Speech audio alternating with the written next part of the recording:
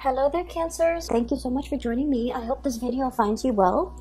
And before I start with this reading, I just want to say a few things here. I feel like the main energy for this month, we do have a Mercury retrograde that started on the 18th of February, and it's going to continue, especially through the first week of this month. And so what Mercury retrograde does for you guys, and I'm seeing it here in this spread, is that it's going to make you walk down memory lane, okay? Not physically, but I feel like emotionally. It's going to drag up a few things from your past that you might not have reconciled with. And it's going to, I guess, like trigger some of those events, some of those circumstances in the past that you felt like things could have, taken a different turn. Things could have turned out in a different way. Things could have been different, okay? So you're going to go through, especially the first week, through this period of like, it's a slump, okay? It's a walk down memory lane. It's going to evoke some of those feelings that might not be completely pleasant, okay? So I guess the challenge for you guys for this month is to kind of like come to terms with them. And if it makes you uncomfortable thinking about it, just ask yourself, like, why is it making me uncomfortable? Why am I suppressing it? Why am I not, I guess, like, why am I not able to release it?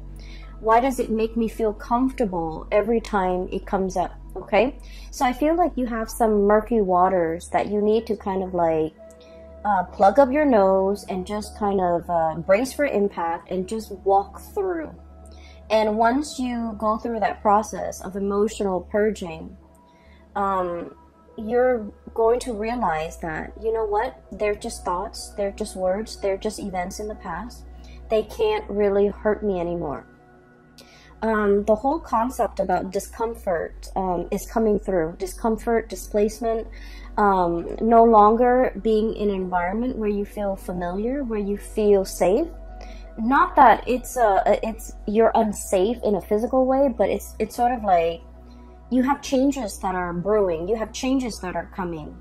And so you kind of need to kind of purge this emotional past so that you can kind of move on and meet and face your future head on. Does that make sense? So the whole concept about discomfort comes up, and it's every time there's a thought, every time there's a situation, every time you think about a person, and if it triggers you in a way where you feel uncomfortable, you kind of need to ask yourself, why does it make me feel so uncomfortable? Does it reveal a weakness within me that I need to be aware of? Okay, because I do see that coming through. Does it reveal an aspect of myself that I might not have been made aware of? Does it reveal something about me that I need to come to terms with? Because a lot of the times when we're dealing with another person and our interpersonal interaction with another person, it reveals a lot about us, okay? And the things sometimes that we dislike or we find like repulsive in another person, if we dig deeper, I feel like there's some underlying I guess like similarities between that person and us that we want to kind of purge from ourselves, okay? And that's why these are like trigger points. And so realizing, why does that person make me feel so uncomfortable? Why was that situation so uncomfortable for me to think about? Will really help you. It's like you have an aversion for something, you don't want to think about it, but actually thinking about it, sorting through your feelings, sorting through how you feel about this situation, and what within you is being, I guess, like triggered or poked at or prodded at. I'm sensing that it will reveal a lot to you about, letting go of this or purging this or really understanding yourself and why these things have been such trigger points for you in the past, okay? So I would say like the first week of March, it's not going to be completely, I want to say smooth, okay? On the emotional front, I don't feel that it's going to be smooth. However, as we progress through the month of March, you're going to be in a much better frame of mind, and you're going to feel so much better, so much lighter, and the purging needs to happen in order for you to feel lighter. And I feel for many of you, it is emotional purging. For many of you, it is like physically purging belongings, stuff that has accumulated, okay? Ways of dealing with people, or even like unhealthy coping habits that you've been resorting to as well. So I do feel like there's a lot here to be said about growth, about self-awareness, about really understanding yourself and realizing where your strengths and your weaknesses lie, so that you can work to fortify your weaknesses and you can work to enhance your strength. Okay, so it's all about self-care, it's all about self-awareness, it's all about, you know, grooming the self in preparation for all the really wonderful good things that you have coming for you. So the way that I look at this reading, it seems like this, okay? Honestly, everything that is over here is phenomenal, okay? We do have these two cards that they're coming out very early on in the spread, so I feel like their energy can feel a little bit heavy. So these are emotionally heavy cards. And then if you can, you know, find yourself kind of like bouncing above this or overcoming this, everything here looks very promising, all right?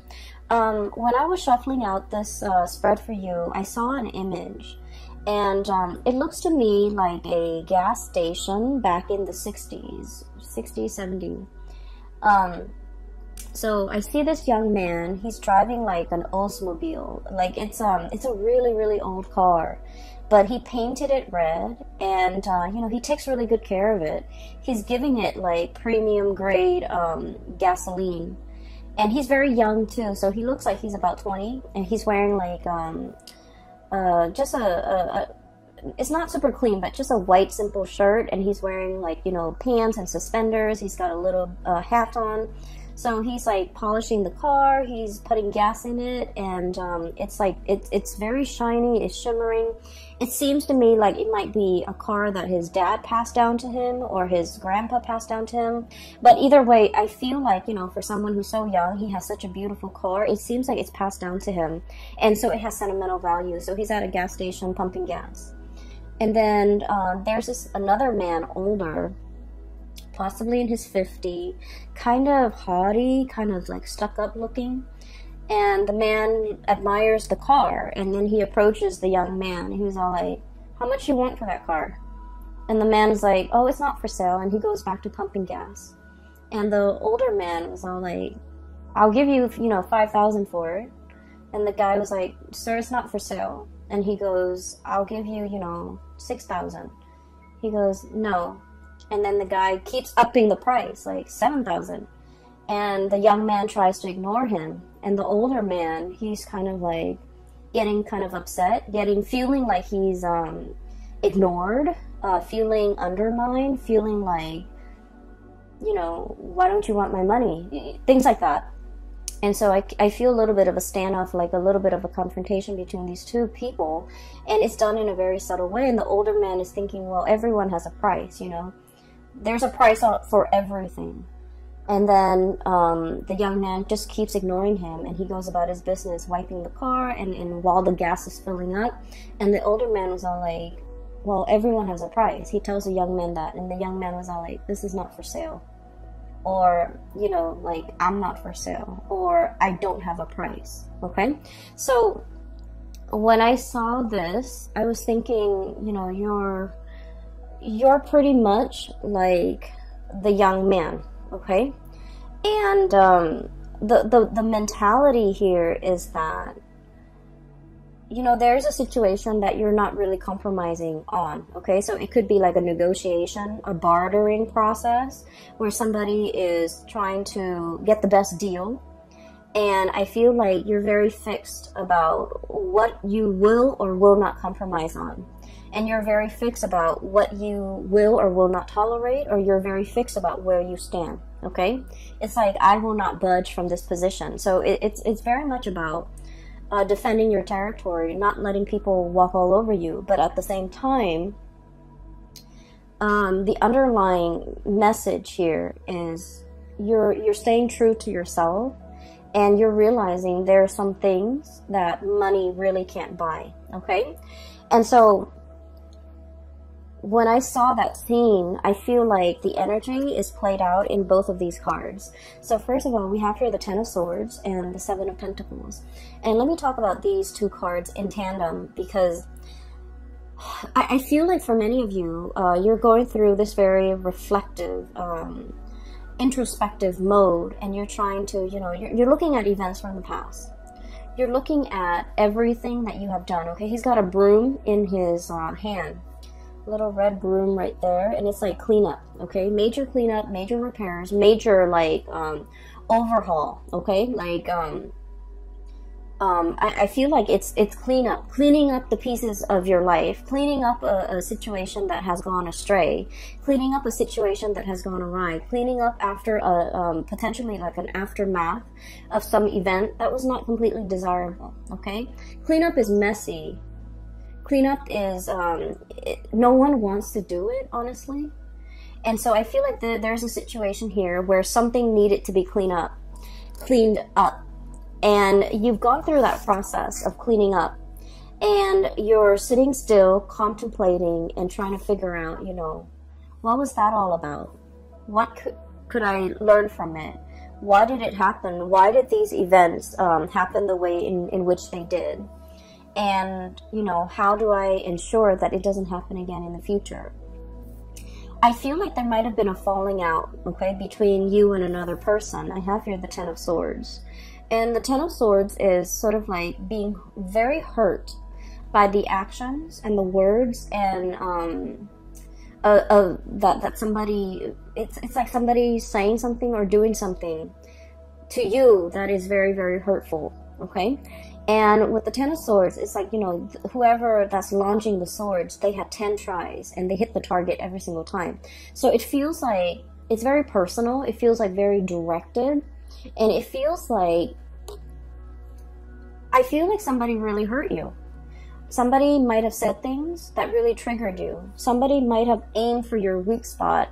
Somebody might have, you know, kind of like hit below the belt or targeted you in a way where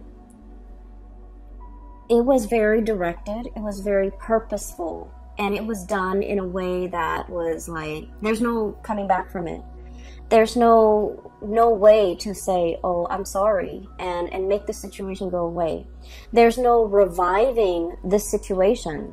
There's nothing that anyone can do now to make all the pieces come back together. And so I feel like there was a situation in your life that has, you know, ended, and it ended in a pretty crappy way. And so you're looking at the aftermath. You're looking at, you know, why did this person do what they did? Why did they behave in such a manner? What did I do to deserve this? And are they aware of how much they've hurt me? Are they aware of, you know, how sensitive I am? Because Cancers, you guys are very deeply sensitive. And that is why you don't go out of your way to hurt anybody. Because you understand that, you know, words can cut and words can't be rescinded. They can't be taken back. And so I feel like you're contemplating and trying to understand the situation. Why did they say such hurtful things? Why did they do what they did? You know, you're struggling to try to understand, like, why did they take it so personally? Or why am I even taking this so personally? And what you have to understand, though, is I feel like, you know, there was a situation here where somebody's ego was at stake. Okay, somebody's like, somebody either felt very ignored, somebody either felt very undermined, kind of like that man, you know, it's like, I'm here, I'm trying to make you an offer, and you're not even listening to me, you're turning away, and things like that. And I feel like you were dealing with somebody, and whatever you told them, they couldn't take no for an answer, okay? It's like telling them no multiple times. And you guys in general are not super assertive.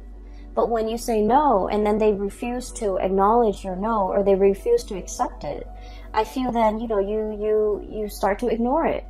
And then I also feel like this person was like fighting for attention. This person wanted to be the center of attention. This person wanted to make themselves heard. This person felt ignored. They felt overlooked. They felt like it was really affecting their ego. And so whatever was directed at you, it has nothing to do with you. It has everything to do with them and their insecurities. Okay? Not being able to hold their own, not being able to, you know, talk to you like an adult, not being able to kind of approach you in a serious manner and in the spirit of, you know, resolving things rather than just blindly attacking you. So I feel like there's a situation here, and no matter how much you try to you know, kind of like go over the events in your head, I feel like there wasn't another way that there wasn't another outcome that could have come out of this. You did what you had to do, and I feel like whatever, you know, toxic venom that was thrown at from the other party, I feel like they did that out of a space of weakness, and they would have done this to anybody and not just you. But they felt like they were being ignored by you. They felt like you weren't giving them the time of day, and it really upset them, and that's when they kind of spew venom.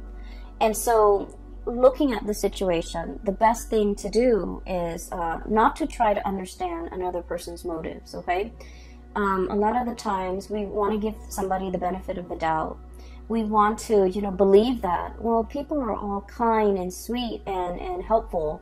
But I feel like in this situation, it's stirring some really, really deep-rooted insecurities within the other person. And so their emotional reaction was not rational. And so trying to, you know, understand it, trying to make sense of it, I feel like it might not be the right way to go about it, okay? Like, why did they say these hurtful things to me? Why did they behave in that way? And their actions was not coming from a space of rationality, so don't try to wrap your head around it, okay? It doesn't make sense. Does that sound like I'm making sense? So, aside from this little tidbit, I feel like it's a conflict. It's done and over with. There's nothing to be repaired, okay? Nothing can be done. Nothing can be repaired. Nothing can be fixed. Nothing can be salvaged. So it's a done deal. And because it's a done deal, we kind of need to move on, okay? So 10 of Swords. This is an ending here. A major relationship, a major situation has, a major phase in your life even, has kind of like ended. You're doing the cleanup. You're dealing with the aftermath. You've already cleaned up. You've already kind of like moved away from it. But I feel like, you know, every now and again in the first week of March, memories will get triggered. Events will trigger and bring you back to that emotional space. And don't try to make sense of it, okay? Do your cleanup. Resolve this situation within yourself and move past it. Because what is right behind you and you're kind of turning your back to is we have the Ace of Wands. And then we also have as well the King of Swords, okay? So this indicates to me a lot of new energies that are in store for you that you need to be facing head on, okay? The Ace of Wands usually indicates some type of a new project, something that is very phenomenal, something that you can kind of like carry into your future with you. It's the Wands energy is a torch, okay? It's like something that is exciting and fun and passionate, and you know, you're gonna feel very committed and very driven. A lot of the times too, it's like a whoosh, like a really fast, swift energy that denotes changes, forward movement, momentum, and it happens really, really fast. So while you're mulling over the situation, if you're too caught up in the past, this opportunity might slip you by. So you need to be very quick on the uptake, and you need to be physically looking at it, reacting to it, and grabbing it right when it comes in. Because like I said, this is very fast, and it's It's in an element that is counter to yours. It's a fire energy. You're a water sign. And so you need to be very decisive, okay?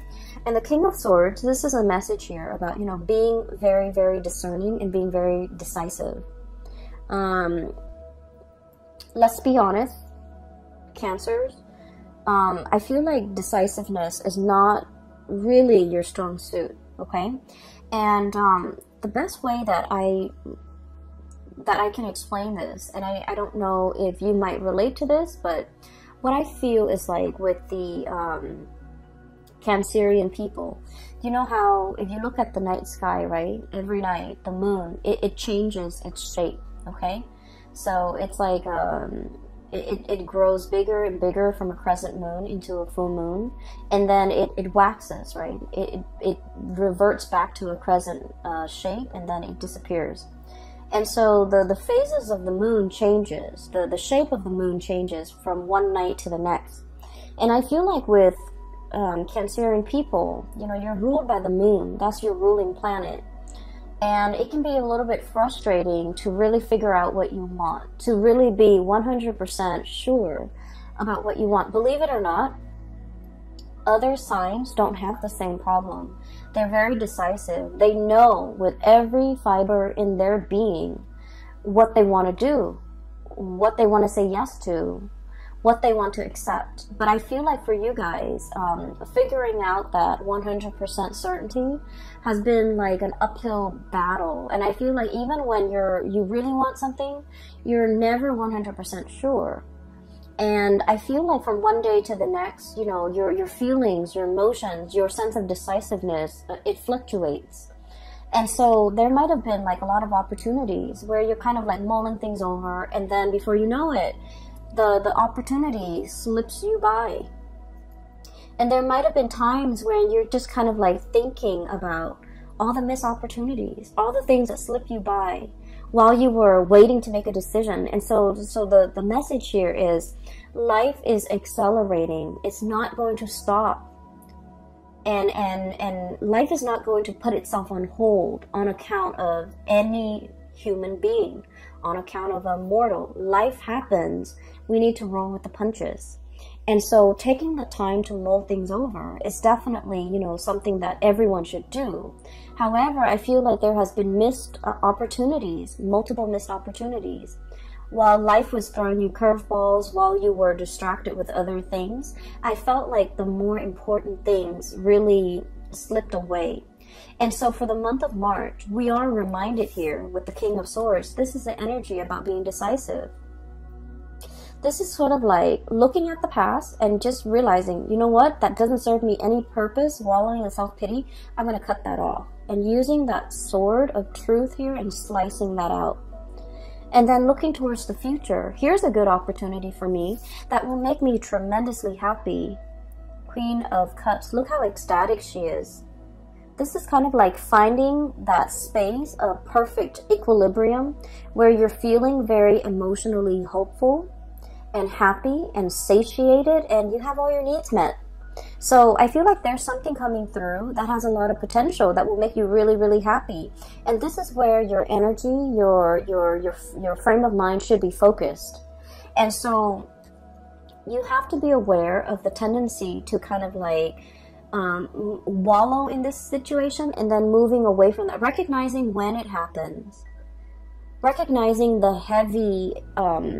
heaviness associated with it, so that whenever that heaviness creeps in and you start to feel it in your being, right, you want to shake it off and move yourself here, okay? So this is all about knowing ourselves really well, knowing what, how we feel, knowing what's not good for us, knowing what we need to move away from, and knowing what we need to kind of like embrace and focus on, and you know, focus our energy and our resources on, because there's a lot of room for growth, okay? So the Empress is all about that.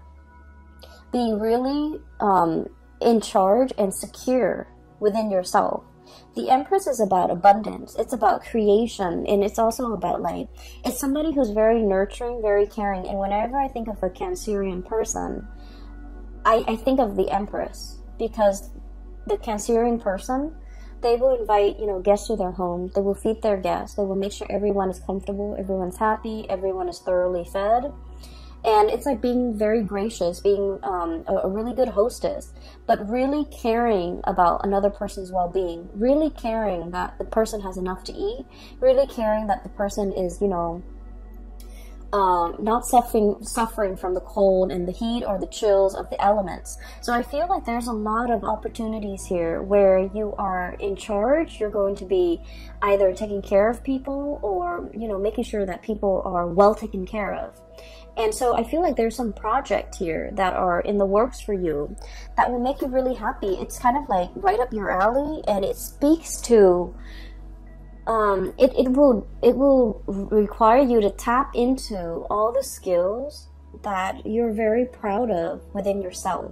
You know, being a good caretaker, being of service to other people, being in an environment where you can, you know, make a situation better for a group of people, for humanity in some way.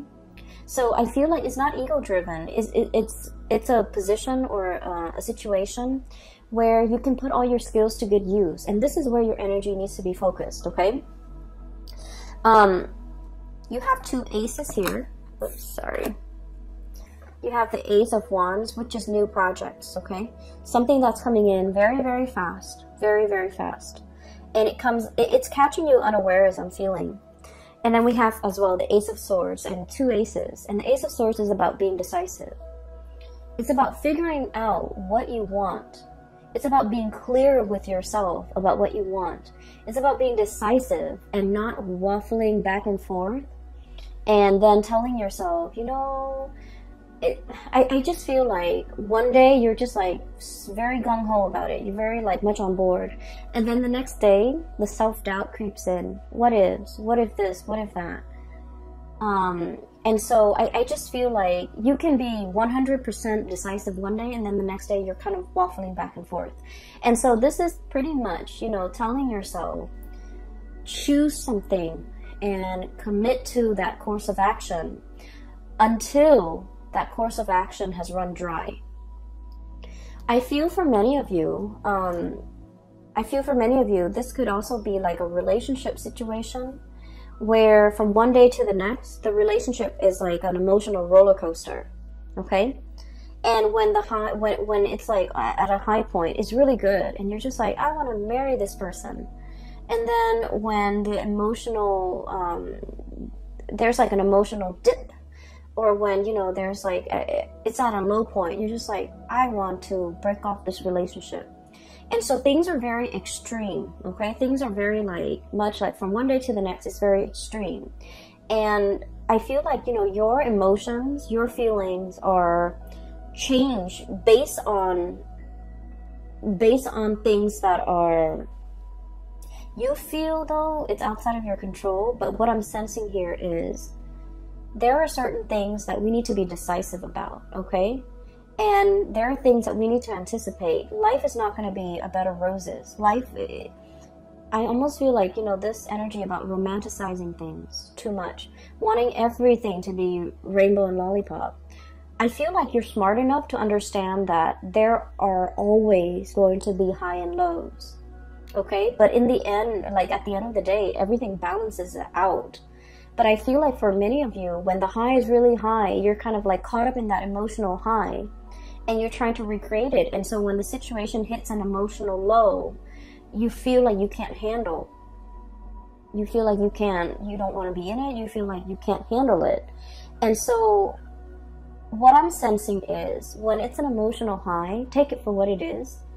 And, you know, understand that there will always be good days. There will always be bad days. And don't let those bad days dictate how you feel. Don't let those bad days get you into a negative space. So emotional moderation is one thing, but also being realistic enough to know that there are always going to be ups and downs in life, at work, in relationships, in all your interpersonal dealings. And so as a result of that, realizing that and recognizing it, I feel it's going to make things a lot more realistic. okay?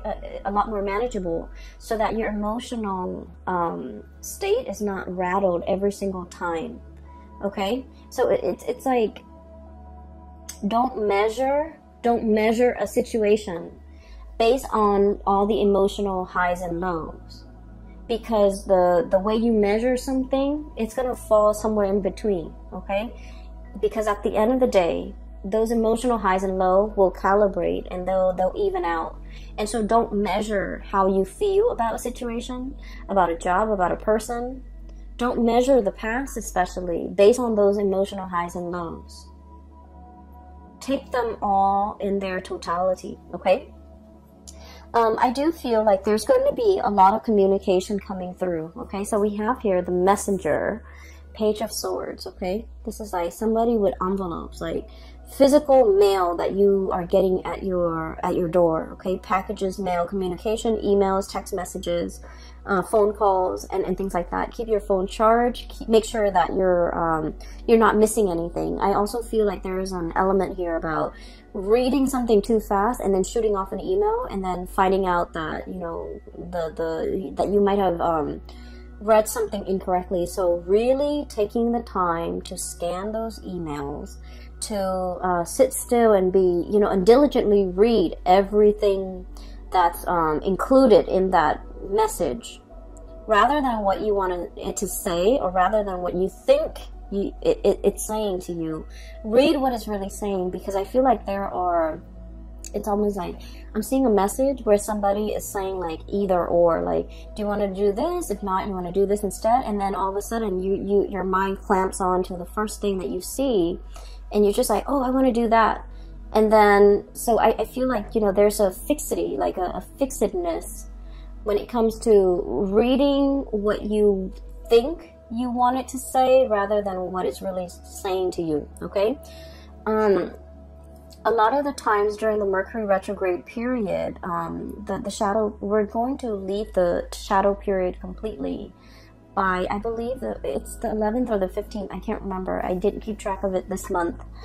But what it does is that when the Mercury retrograde cycle is happening, Mercury, the planet that facilitates communication, mental processes, processing information, and so forth, is not in the sky. It's working its way backwards.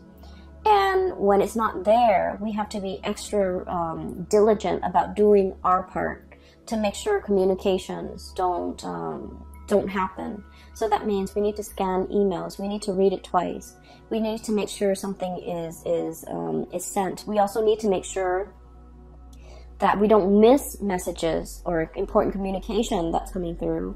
We also need to make sure that when we say something, we explain ourselves so that other people don't misconstrue what we say. And so I feel like it's an important time to, you know, take that extra protective measure to make sure that you're reading what is really on the page, not what your mind wants to see, okay?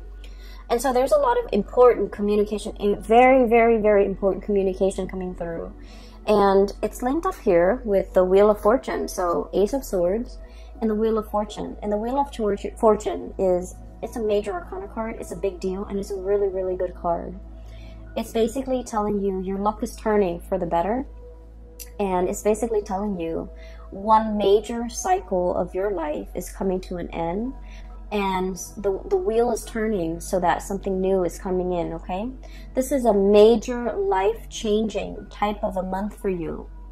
And you have a lot of executive decisions that you need to make. You need to be very decisive. And you need to verbally, I'm hearing this crowing of the rooster. You need to very, very physically, like, verbally tell somebody how you feel. This could be like, you know, no, leave me alone, or no, I'm not for sale, or no, this is not what I want, or no, this is something that I want. So whatever it is that you need to say, I feel like you need to verbally say it. You need to, you know, state your intentions. You need to be able to not only think about what you want and feel what you want, but you need to be verbally able to state exactly what you want and to be very decisive, okay? For those of you who are going through like any type of a situation where you're kind of like put on center stage and you have to defend your stance, or you have to make a speech, or you have to do a presentation, or you have to, you know, persuade somebody, or even get somebody to come around to your point of view, you have kind of like that golden chalice. You have the gift of the gab, and you have the power of persuasion, okay? And so there are a lot of messages that are coming through, and a lot of like communication that will be front and center for this month. Make sure that we are stating our intentions very, very clearly. The last card that I do want to talk about here is, we have here the Seven of Wands. And the Seven of Wands is, okay, so let me just talk about this. You and Libras and Pisces. This is an energy of assertiveness, okay?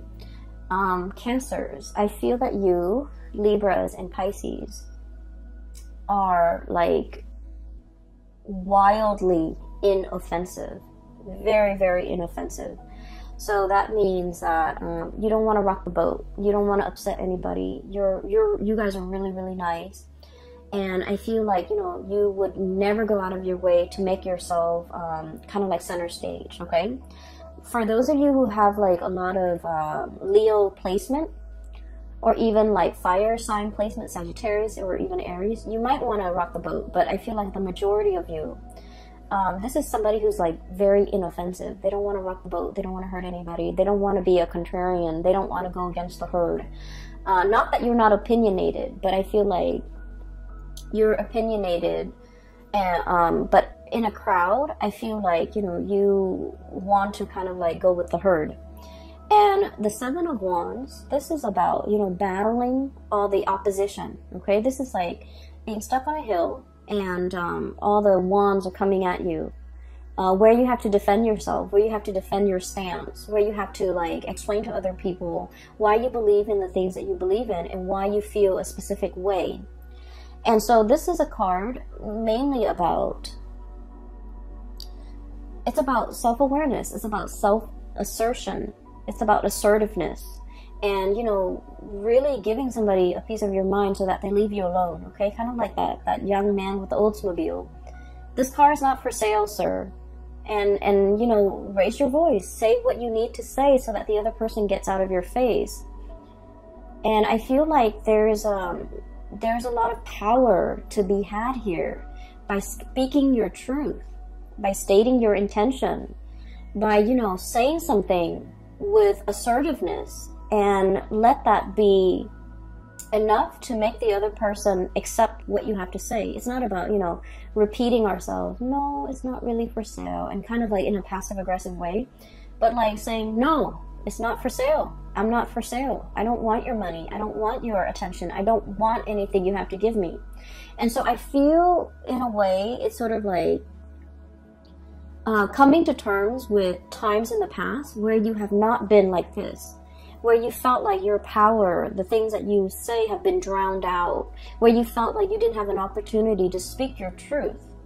And coming into the month of March is about rectifying these missed opportunities. It's about looking at the past and figuring out, where have I been kind of like wishy-washy, or where have I not been assertive, or where have I let my truth kind of drown out or get drowned out by the voice of the herd, okay? Or where have I been really passive-aggressive with people, and, you know, they kept pushing me, they kept encroaching upon my boundaries and my space, and they didn't leave me alone. What could I have done differently? And I feel like a lot of it is just this massive crowing, like stating your truth and being very firm. So, you know, sometimes it's not the things that we say, but the tone, okay?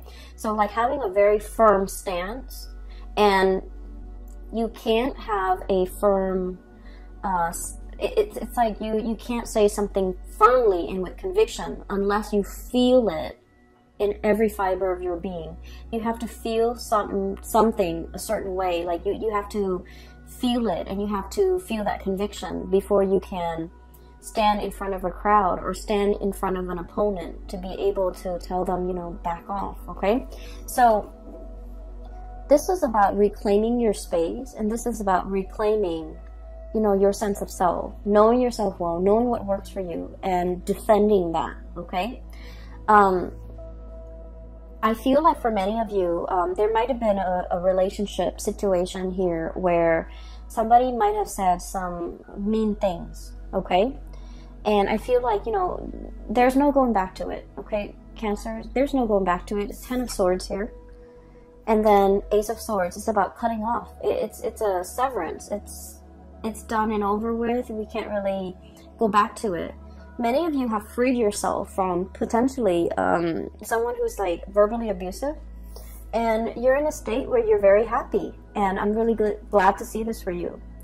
And so keep doing you and focusing on that, and focusing on how to move your situation forward. So we're focusing on movement, and we're trying to move away from these two cards, which denotes to me, you know, like mulling over the past, trying to justify it, trying to make sense of it.